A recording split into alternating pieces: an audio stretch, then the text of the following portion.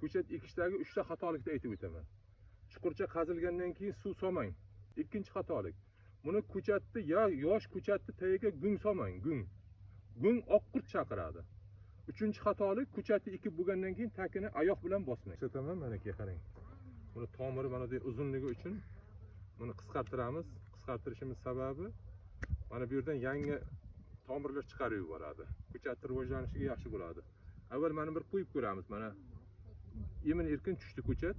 Ko'chatni ekishdan oldin tagiga ammofos sepamiz bir qism. Mana bir qism. Ko'p kerak emas. Mana endi to'proq bilan aralashtiramiz buni. Aralashtirgandan keyin ko'chatni qo'yamiz. Mana ko'chatni qo'yamizda to'proqni tortamiz mana. Mana bo'ldi. Ana endi bunga suv solamiz. Buni tagini bosmaymiz.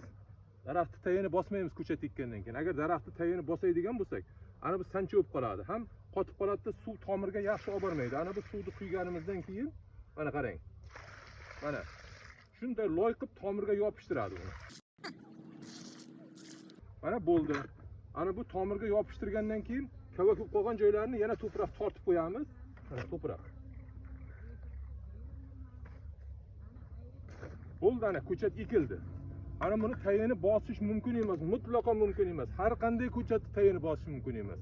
Agar bosadigan bo'lsangiz, bu daraxt sancha bo'lib qoladi, tagi daraxt rivojlanmaydi, o'smaydi. Kerak bo'lsa yozga borib qurib qolishi ham mumkin. Ana shu uchun tagiga ammofos sepib, mana shunday qilib ekasizda yerdan 70 sm qoldirib kesib tashlaysiz. Bu havo tegmaydigan joylarga, agar adirliklarga ekadigan bo'lsangiz, buni 30 sm qoldirib kesasiz. Sababi takdan shonalasa, adirlikda mevalar to'kib tashlamaydi. Olma bo'ladimi, nok bo'ladimi? Ana shunday bo'ladi. Bizning bog'dorchilik sirlari kanalimizga obuna bo'ling. Mana shu ko'chatlar haqida ma'lumot berib boraveramiz.